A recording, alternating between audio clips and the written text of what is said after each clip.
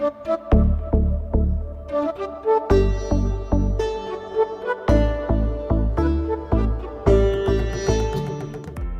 everyone, and thank you for being here. It's the third and final day of the festival, and we have a great lineup. So this is going to be the first session in the panel discussions. And I'm really happy that the session represents something that HLF has, I think, stood for ever since we started the festival 13, 14 years ago, which is inclusion, diversity, and an openness to multiple viewpoints. And I know I'm using the word viewpoint, but I'm using it in a philosophical sense, as in ways of thinking, understanding, and experiencing the world. So this morning we have a panel that includes Urvi Jangam and Dr. Anthony Vipin Das, who is from LV Prasad Eye Institute. And the conversation between them is going to be moderated by Anju Khemani, who many of you may have already met here at the festival. Her students, her colleagues at the Deaf Theatre performed the national anthem on the first day. So I'll let Anju introduce the participants in the conversation and tell you a little bit more about the session, and we'll have a little time for questions at the end of the conversation. Thank you. Delighted to moderate such an interesting session. And what has been a great learning for me in the last 2-3 days, talking both to Vipin and Urvi. Let me introduce Urvi. Urvi is the first blind person, I could say, with a PhD in German studies. She's a researcher and author, and her book is titled Non-Visual Aesthetics. The book is here. It's still in German. The translation is on its way, not yet ready. She is also a founder of Aesthesis Foundation for Visually Impaired. Now I asked her and did look up what aesthesis would mean, and that's perception in Greek.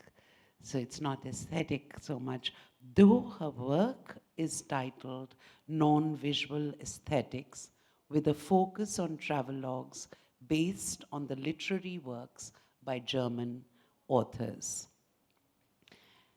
And this, on my right, is Dr. Anthony Vipin Das, who is an ophthalmologist by passion, an innovator by choice, and a writer by evolution. He loves to travel and experience new cultures with a specific focus on world heritage. He's a network associate, director, and consultant ophthalmologist at LV Prasad Eye Institute in Hyderabad. And his book is so interesting. I have to tell you, Urvi, though we have shared this book with you, it's a very visual book. Around the world in magnets. So if you please, our doctor here, the eye doctor here, collects magnets, souvenirs from all over the world. He's all of, may I divulge your age, please? He's all of 39 and has visited 40 countries and has 370 magnets. We are not surprised that he's put it together in a book. He will talk about his wall. But I would actually like to start with you, Vipin. For you, it all started in Chicago. Or should I say, in the library where your mom worked as a child. Yes. Thank you, Anju and HLF, for the opportunity to be here. Well, as Anju said, my mom's a librarian. She retired as a librarian. And back in the day, there were only few sources of books that you had access to, right? Like the Encyclopedia Britannica and the Time book. So I consider myself quite lucky that I spent a significant amount of time in my mother's library. And I was hooked on to the Time books and all of this. So I think there has been some sort of deep influence for me as a child as I kind of explored these cultures in these books, which probably reflected in the kind of travel that kind of happened at a later time point. But then, as I was telling Anju, this was not all planned to write a book. It just happened, in evolution.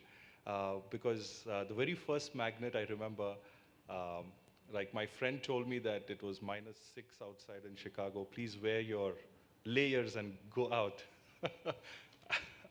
I just wore one sweater and I stepped out, and I couldn't feel my hands. And I just went down into a subway station, got a little warmer, and then I found a small souvenir shop.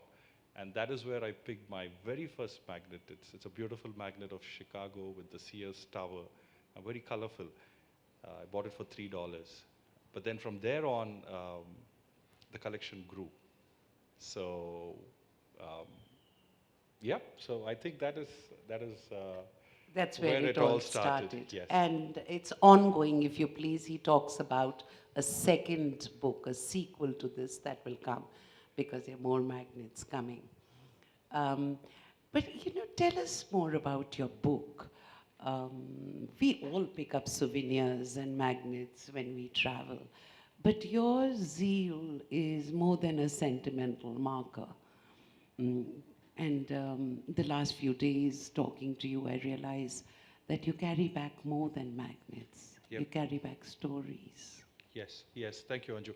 So, there have been many people. Of course, I think pretty much some of you here who collect your magnets back home, right? But people have asked me, like, hasn't anyone written a book on them so far? And it's very surprising that, when me and Vidushi, my co-writer here, when we looked around, there are travel books. There are books that talk about personal travelogues, picture-related books and stuff. But to our surprise, we couldn't find a book that centered around the magnets. But I basically look at it this way. I think the idea came about when we saw there was 300 plus magnets on a wall. And there's a story why the wall came into being as well. So my mother kind of told me, I can't see the refrigerator and you better create a wall. Because every time she would open the fridge and close the door, there was always a risk for one of the magnets to fall down. And then two of my favorite magnets broke actually. But then my mom said, you know what, create a wall. So found a carpenter. He got a metal sheet and I tested it, I took a few magnets to him. I tested whether the magnets would stick to the wall. And that was the genesis of the first box, which is now 2 walls at home. And I think when we saw the wall, there is an amazing story to be told, because each magnet is a beautiful reflection of the culture of the region. And I strongly believe when you look at the craftsmanship of all the magnets, it is stunning. It is stunning. The textures, the shapes of all of them. And I strongly believe they made it out of a lot of love, right? To showcase what their region stands for. So I think we brought more than a magnet back home. Today, the only thing, I'm not the shopping guy when I travel. Now I actually, hunt for a magnet that is representative of the region. And I think that is the most precious thing of all to bring back home, including the memories. So. I mean, that's interesting. And he also talks about these magnets being tactile, and some of them are three-dimensional. Though Urvi's not had such luck in the souvenir shops. But I think Vipin has focused on some very interesting magnets, which you'll find their stories and the pictures in his book. But Vipin, how do you select a place? How do you decide, I want to travel here? Yes, good point. Of course, I mean, I think with my interest in history and geography as a kid, I think all the documentaries I saw on National Geographic, of course, did have an influence on some of the places I picked. But then there's actually a watershed moment, right? So over 13 years of travel, I think 6 years on in, I was in Macau. And I was at the ruins of St. Paul's, the church. It's a beautiful facade. The church was destroyed by a fire. But then I found a symbol that was below the steps. It was a very interesting symbol. It was the UNESCO World Heritage Site symbol. I didn't know anything about the World Heritage Sites till then. And then I read about it. And we were actually walking after we had our dinner. So I quickly rushed back to the hotel. I opened Google, and I was pleasantly surprised that there are 1,700 World Heritage Sites that have been designated by UNESCO. Today, my travel is just to World Heritage Sites because the amount of, the experience that you have to stand in a place that has shaped the world, our history, our past, present, and future, it is fascinating. So what I usually do is when I know that I'm going to a place, it's not the place, I hunt for the nearest. And mind you, these World Heritage Sites are not that easy to get. You'll have to change a few buses, trains, walk, take a ferry, but it is worth it. But when you go there, something happened in that place that changed the course of us as a civilization. So I think now travel is predominantly focused on experiencing these World Heritage Sites.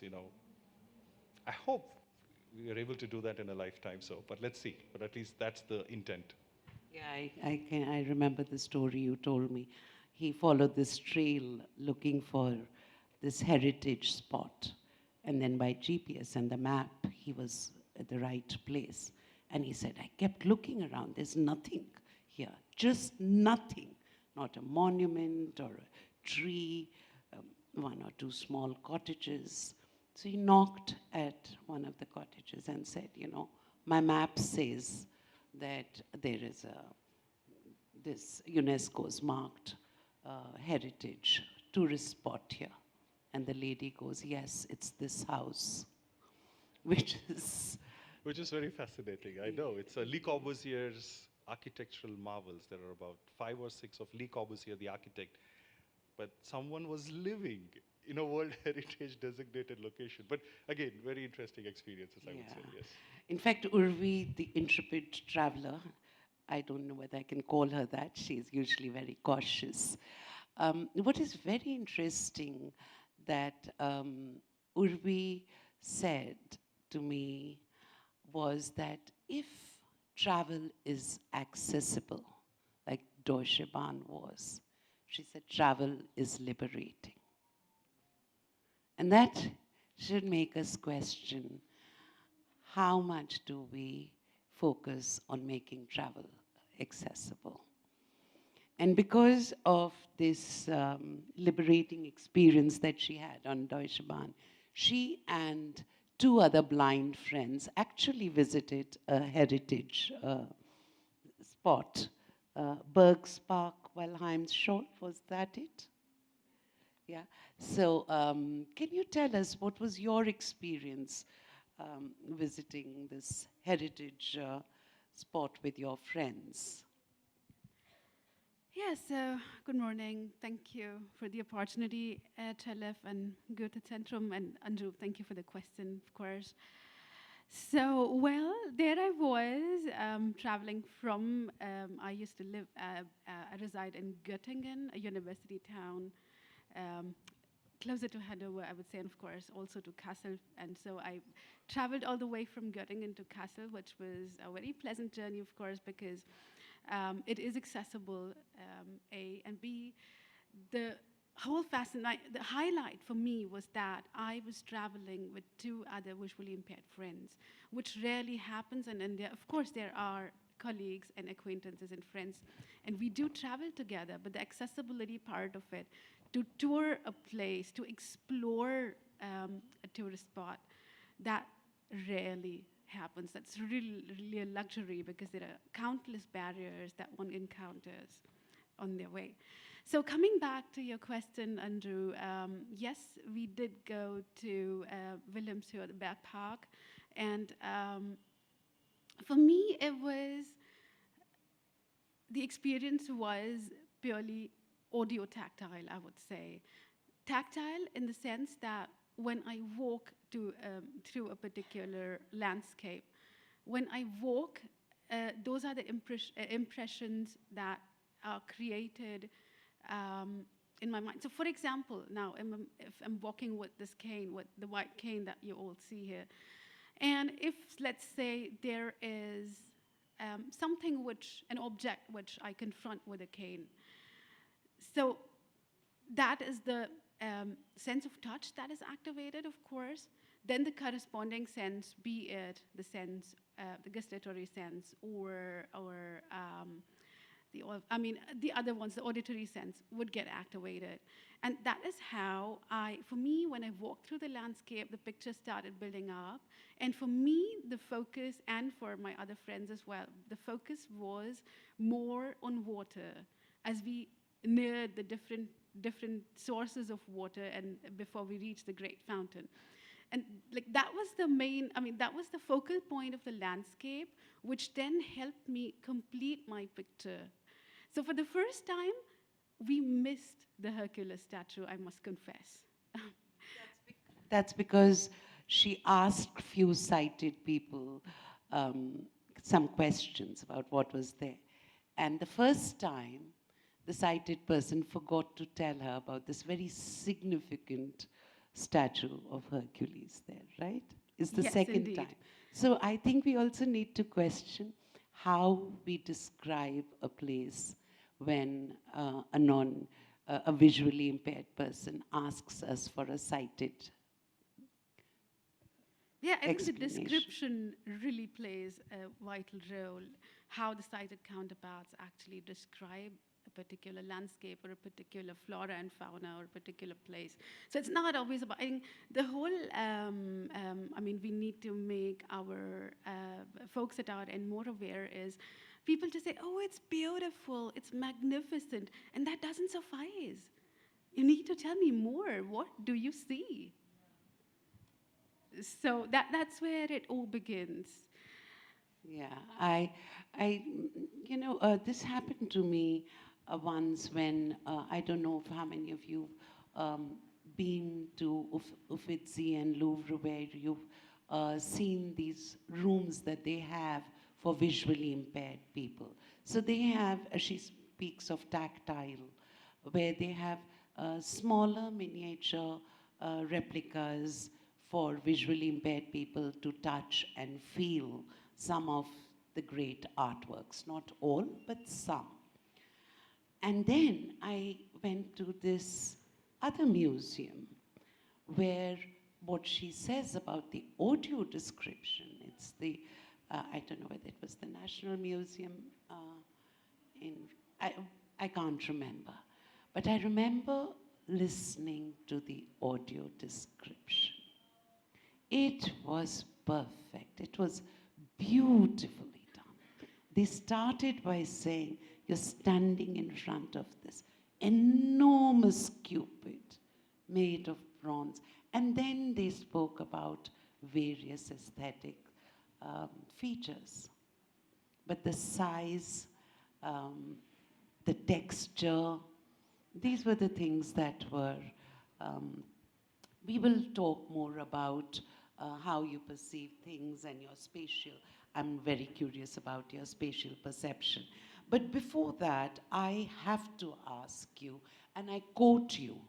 You said, I fell in love with German. So tell us, what was it about the language that you fell in love with? And I think you carried that love with commitment and probably more than what many people do in their relationships, and went on to do a PhD in German studies with focus on travelogues of German authors. So first, why German, and then why travel? So I had studied Sanskrit in school, and that's the time where I was recommended by a teacher who was an engineer, by my Sanskrit teacher, who was an engineer by profession and resided in Germany for a couple of years. And I should learn the language. I should at least try my hand at it. And what fascinated me when I first learned, like when I attended the first language session, was its affinity to the Sanskrit language. Both the languages, of course, being Indo-European. Um, and besides what, I mean, it's so difficult to point it out logically, but German is simply music to my ears. It's simply because of the fact that I learned the language in contrast to my sighted counterparts through auditory medium. My whole learning process was directed completely through audio recordings, recording the sessions which were conducted, plus recording the books, because back then in 2004 and 2007, that's a space where I learned, rather 2000, yeah. So that was the space where we didn't have the optical character recognition system softwares, which were available in German here in India. So it was a daunting task. I had to, well, it was not easy. But what kept me going was simply this language. And I had read once a text, it was a children's version though. It was a text by Goethe. It was Faust. And that was I was so mesmerized that I decided, yes, that's my goal. And I'm gonna stop only when I read and understand and interpret Faust im Original. And yeah, that was my dream, and that actually came true when I pursued my master's. Uh, thank you. Yet another aspect, thank you so much. Yet another aspect was I read, as we all know, we have Grimm's fairy tales, especially explaining the grammar phenomenon in the class. So that was the time where I felt I should also be able to write a fairy tale in German. And well, that dream has recently come true. My first fairy tale is published in an ontology, an anthology of blind authors. It's called Die Erdbeerfee, the Strawberry Fairy. And the translation is again on its way. Isn't that beautiful? The strawberry fairy, I just love it. Urvi, this question's also for you. Again, I quote you. You've written that the capacity of a blind and visually impaired individual to observe and perceive the world, especially through traveling, continues to be undermined. Do you feel that sighted people assign too much value to visual input and to perceive aesthetics of a thing, product, or a place? Yes, indeed. I would say that yes, sighted people do assign a lot of, not just lot, but at times it's exaggerated that they say that the visual sense is the sense. And I don't blame anyone, because that's how the majority is raised. But then, it's a pity that people just don't bother to think that there are other senses which can be trained and refined. So whilst I was in Germany for the first time in 2011 on a research scholarship, that's when one of my essays got published, and I was selected to visit the University of Tübingen for further research post my master's. That was the time where I was asked, how do I perceive the new city? What forms do my impressions take when I cannot perceive on visual level?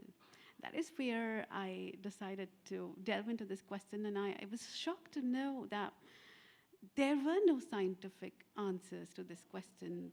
There were no theory. I couldn't answer, back up my justifications, my explanations with any kind of theoretical explanations. And yeah, it's just it was daunting to know that not just in German aesthetics, but all Western aesthetics overall, beginning with, of course, Heraclitus and the other philosophers, to Baumgarten and Kant and others, so Schopenhauer and so on. Coming also to Indian aesthetics, it's the visual sense which dominates the aesthetic perception. So that's where I felt the need to come up with a new concept, because the mainstream the mainstream literature or aesthetics didn't have any space for blind and visually impaired authors. They are In completely fact, unheard I of. think Kant goes, a German philosopher goes as far as to say that visual sense is the primary sense. And here we have Urvi saying it is exaggerated. Humans are preoccupied with aesthetic aspects of visual inputs. Very, very interesting that you should say it's exaggerated. And before we talk about the rasas that you've drawn from, what is your aesthetic barometer? Color, shape, spatial sense or reference? So thank you, Anju, for this interesting question. Yeah, so obviously when the question I'm sure you guys are pondering over is, she is talking about non-visual aesthetics all this while, but what does she exactly mean by that? So I would say I would begin with colors. Now, it's of course colors are predominantly visual, and hence it's difficult for my sighted counterparts to understand that colors are an integral part of my life as well. So how do I perceive colors as a blind individual? For me, someone who is born blind, but does have light perception, so for me, colors take light forms. As a child, my parents had an equipment which, with the help of lights, they introduced me to different colors. So I can identify in the sense, I have my color concepts for basic colors like red, yellow, green, blue, and so on. And so when you say that this particular object is red, then for me, it's the light form that I associate with red. It's that form which I transform to that, associate with that object. So obviously, if you ask me what color shirt am I wearing, obviously I won't be able to answer that. But so yeah, I mean, for those blind authors who are born blind and do have light perception, it's light forms primarily. For those who cannot, who don't have light perceptions, it can be tactile. So this is mountaineer Andy Holzer, who's from Austria, and the second blind mountaineer to reach Everest. He says for him colors are purely tactile in nature, like whereas like he associates them with objects. As a child, he associated colors with different objects, and hence he associates, I mean, for him, red is warm, whereas blue is cold. So yeah, and interestingly, for those who turn blind later in life, I think like the first blind guy who climbed Mount Everest, Eric Van. yeah, He right. was late blind. Yeah, He Eric turned blind at Weinmeier, the 13. first blind man to Yeah. have climbed Everest. Yes, he's late blind. And for him, the colors are non-visual now, but they haven't invariably lost the visual character. Like he can associate, I mean, he does identify colors now through touch, but he does, he has visual imagery as well. We also wanted to know your spatial reference when you are traveling or in terms of aesthetics. So I would say that spatial perception for a blind individual is audio-tactile. For a low vision or for a person who's late blind, it could be more visual in nature. So for instance, for me, when I explore a landscape, if there's, as I mentioned about Wilhelmshöhe, that was water which primarily attracted me because that was the reference point. So it's audio cues, it's auditory cues, like it could be chirping of birds, or even like when I stand at a particular spot, so if I'm standing in front of a valley and you hurl like a pebble into it, that would give me an idea of how deep it is. Even like things like remembering roads or observing different landscapes is done primarily through audio-tactile perception. So this is example I would like to illustrate here. So Andy Holzer, again, the blind mountaineer, he was in this space where he was climbing on his first climbing expedition with his own mother, and he had no idea what he was doing. He didn't even have a cane with him. So he was in a situation where he was afraid that he would fall, and he says, I quote, "Es fühlt sich an, als kletterte man im Souvenirladen über ein gläsernes Regal und hält sich an lauter Tassen und kleinen Blumentöpfen fest, die jederzeit mit einem in die Tiefe stürzen wollen." So how does this imagery, how is this evoked? You'll have to translate yeah, that for excuse us. me, I am so sorry. So I beg your pardon. So basically he says it feels like this climbing this particular rock feels like as if I were in a souvenir shop and climbing on a glass shelf which is full of mugs and flower vases, which would just fall with me anytime. So this is a very three-dimensional picture, right? So the moment he experienced something like a fall, which is again a very tactile perception for him, because you guys can see the depth of the. I mean, you can see where Right. would you fall, but for someone who cannot see, I mean through visual sense, it is primarily his feet and his body, the sense of the auditory sense, which is combined with the sense of balance, which gives him the feeling that he's going to fall. Yeah. There's a potential fall. And hence this image, which is invoked.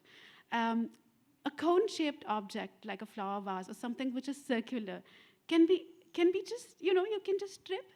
And it's whoops, it is there. It just falls over. Even if it's a slight gust of wind, that object is going to be toppled. So that's the kind of imagery he associates with this landscape and his potential fear of confronting with a fall. That's the beauty of. I mean, that's how different it is, and hence the whole attempt to derive the non-visual aesthetics. Yeah, and you talk of evoking, and that brings me to Bharat Muni in his Rasadhya. Says that no meaningful perception can be transferred or felt unless it is evoked.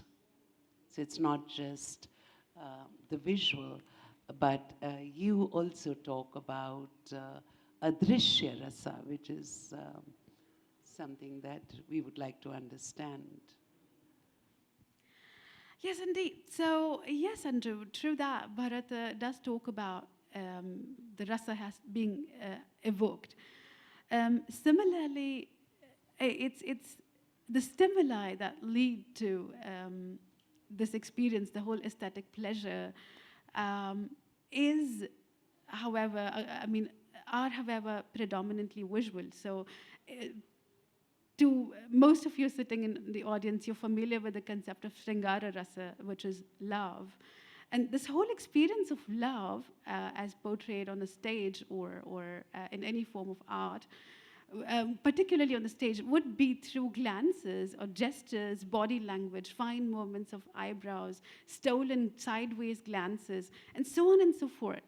Now, the question is, how is a blind spectator or a visually impaired spectator supposed to interpret this unless there is description provided by a sighted counterpart?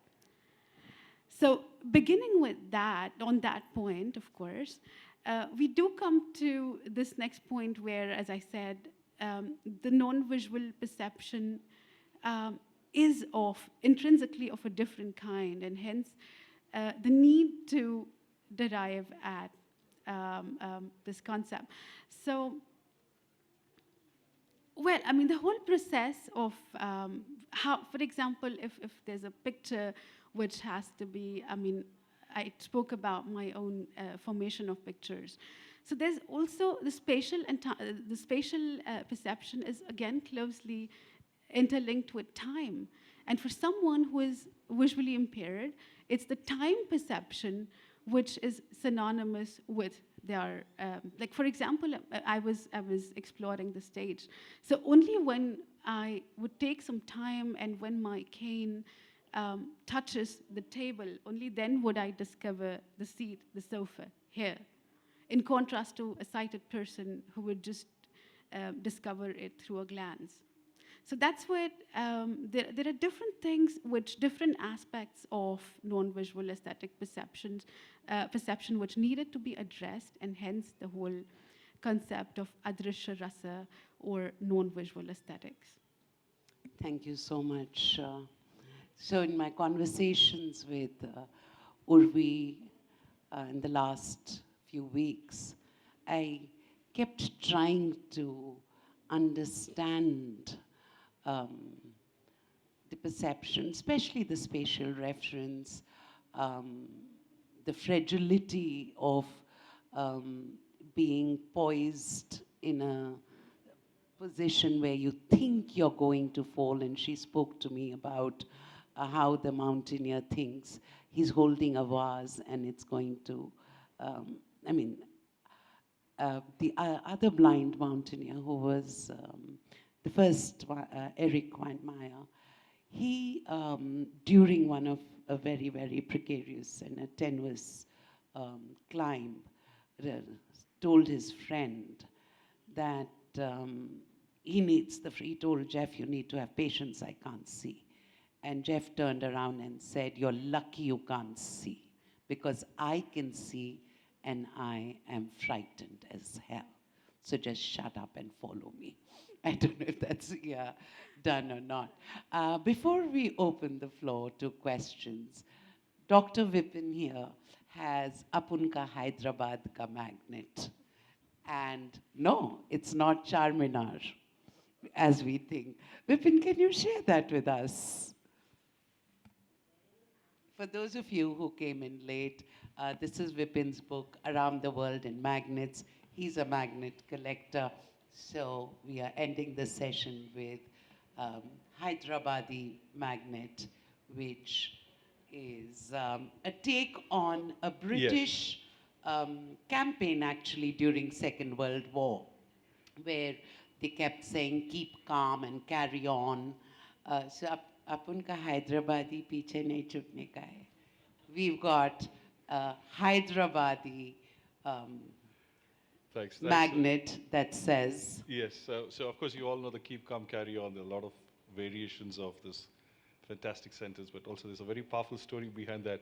But then I was at Comic Con, and of course, as Anju said, it's definitely not Charminar. So it says, keep calm, and Zada nakko karo yaro. So I can't get it. It's just, Urvi is just a rectangle and the font is not embossed. But the color and font size is exactly the same. It's a take on the British. Yeah. So yeah, keep calm and Zada nakko karo ustado. Okay, now we open the floor to questions, if someone would like to ask. Hi, not a question, and I'm sorry if I'm taking away someone else's question, but Vipin is a very good friend. And you were talking about a sequel. So if he's getting out a sequel to this book, it should be named How to, be passionate about 100 things and pursue them all. Okay. Thank you. Does anyone have a question, or we have to close? A very quick question. So while choosing what places to go, do you choose in a way to be economical? For instance, the place where which has a lot of heritage sites clustered, like a place like Delhi? Or in order to keep the diversity of your travels, do you choose a very far off heritage site, to experience a new culture there? Great question. I think it's a combination of everything. And trust me, you can definitely travel on a large budget, lean budget. All is just the intent to go out there and explore. But happy to carry on the conversation after the session as well. Let's not Thank forget you. accessible travel. On that Yes. note, I would like to say thank you to both Vipin and Urvi. Thank you so much. Yeah, thank you so much, HLF, once again, and the Goethe Centrum. And Anju, thank thank you, so Anju. much for Thank making you so this much for session bringing a us together. success. And Anju, kudos to your efforts. You are active in this field for visually impaired and for the hearing impaired, and your awareness sessions are simply amazing. I think we should give a big round of applause to Anju, please. Thank you. Thank you. Thank you so much.